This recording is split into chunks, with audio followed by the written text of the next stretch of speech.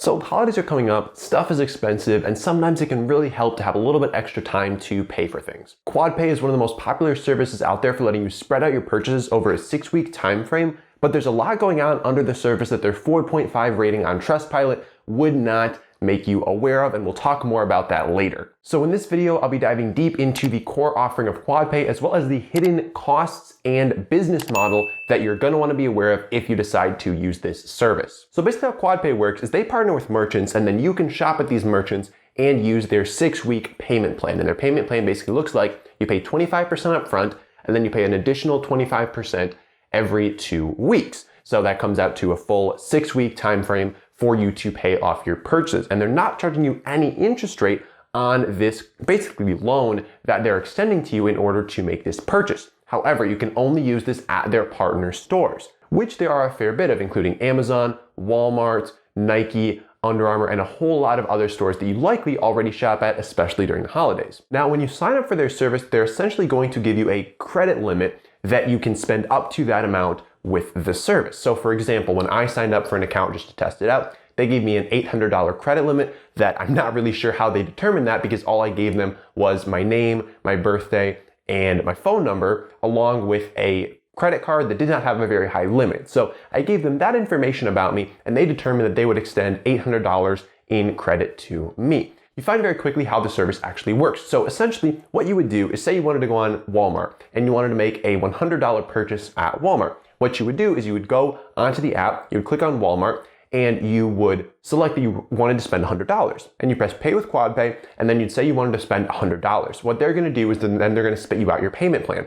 And what you're gonna notice is that any kind of payment plan you put together, they're gonna charge you a $4 additional fee on top of the actual purchase price. So as you can see, I told them I wanted to spend $100, and they told me it's gonna cost $104 to do that. So that's one of the first places that QuadPay makes money, but there's a couple other ones that are gonna be a little bit more important. So they spit you out your payment plan, and then if you accept that, then what they're going to do is they're going to give you basically a ghost card, okay? And a ghost card is like they're going to basically generate a credit card number for you, as well as an expiration date and a security code. And then you're gonna be able to use that card to make your purchase, and it's gonna go through, and then basically QuadPay is paying for the purchase, and then you are obligated to pay QuadPay back with those 4 installment payments. Now, one thing to keep in mind is that there's actually no guarantee that you get approved to use QuadPay every time you wanna use it. So like you saw, I have an $800 available balance on QuadPay, but that doesn't mean that anytime I try to spend under $800, they're automatically going to approve me. They can disapprove any transaction that I propose to them, and every application is different. So for any reason whatsoever, they don't have to give you a reason. In fact, they will not give you a reason why they are rejecting you, but they are free to reject you as much as they want. So you really can't count on being able to use QuadPay in any transaction that you want to, even if you have a high enough balance in the service. And they don't make public what factors go into approving you or denying you for each particular transaction. So you're really shooting blind when it comes to being able to actually count on QuadPay. So like I said, in terms of logistics here, you're basically splitting your payment across 6 weeks into 4 equal payments of 25% with the additional $4 on top of your purchase price. There is no interest rate on this loan, and there is going to be a $5 to $10 late fee if you are late on your payments. That's usually going to, it depends on the state that you're in, but it usually looks like an initial fee of $5 to $10 immediately the day that you're late. And then if you go 7 days without paying it, there's going to be another fee on top of that. So they're gonna keep hitting you with fees basically until you start paying them. And a big downside here, guys, is if you go into default or if you make late payments on your QuadPay account, they can report that to the credit bureaus, and that can really hurt your credit score. So you need to keep in mind, this has the potential to hurt your credit score. It does not have the potential to help it though. So it's not gonna hurt your credit score when you apply for a new loan from them or a new installment plan, but it is going to hurt your credit score potentially if you do not make those payments on time and in full.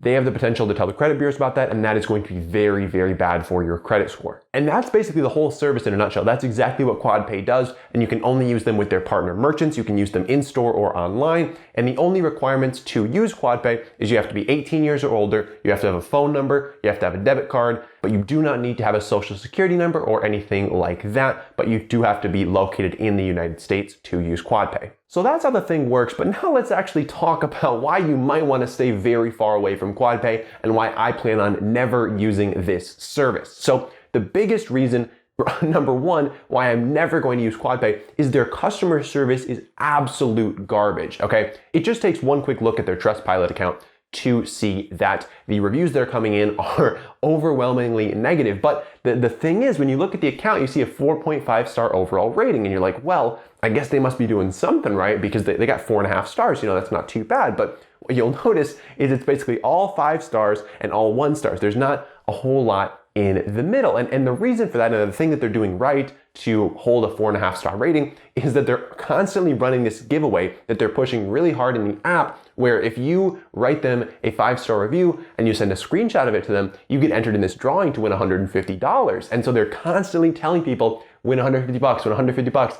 And so that is what's pushing their ratings up higher and higher and higher. While at the same time, they're getting bombarded with 1-star reviews, 1-star reviews, 1-star reviews. And so if you actually look at their page, it's like they'll just get a bunch of 1-star reviews, and then like all these 5 stars will flood in. And it's all because of that $150 promotion that they are running. But if you read these 1-star reviews, what you're gonna find is that it is virtually impossible to get a hold of QuadPay's support. I mean, it seems like your best bet is to just try to find their address online and take a road trip up to New York and try to start knocking on their front door, because if you try to call them up, their phone support is non-existent. They're gonna run you through a bunch of automated things, and then they're gonna tell you to wait 30 minutes, and then they're just not going to respond to you, okay? So I would not try to get a hold of their customer support. It's not going to be a fun time for you. But you're likely going to need to get a hold of their support because it seems like very frequently the transactions are not going to go through. A lot of times the merchants that you're shopping at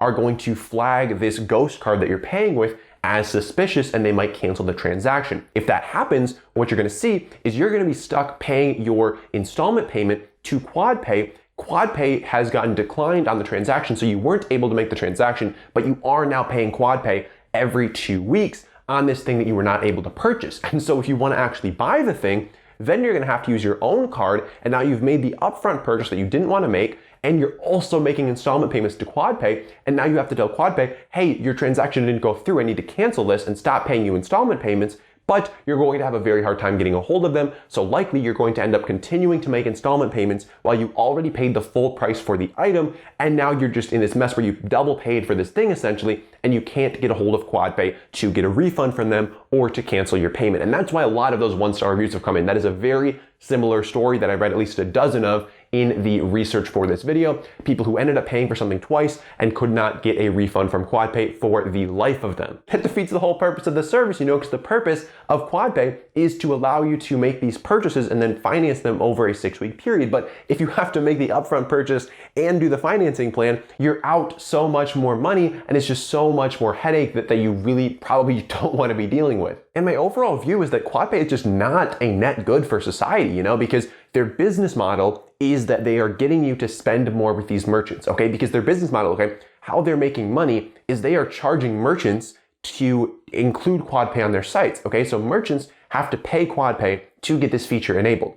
And the reason that a merchant would pay QuadPay is because QuadPay on their site advertises the fact that you spend more money with this merchant when you use QuadPay. So QuadPay is getting you, the person who's using it, to spend more money, and then they're charging the business to get them that more money. And so they're getting you to spend money that you don't have, and then they're charging you late fees when you can't pay it. And overall, I think it's just a bad system all around, because they have terrible customer service. They're getting you to spend more money. I mean, Dave Ramsey says that credit cards make you spend more money. I say that QuadPay makes you spend more money because you're thinking in terms of monthly payments, but you're also just financing these purchases that you, in all honesty, probably shouldn't be financing, I do believe that it makes sense to finance some purchases, but a lot of times, financing your Amazon.com shopping is not a very wise decision, and getting you to think in terms of monthly payments rather than in the actual cost of the item, in my view, is not a good thing. So I think that QuadPay is just not adding value to society. I think that they are actively getting you to spend more money. They have terrible customer service,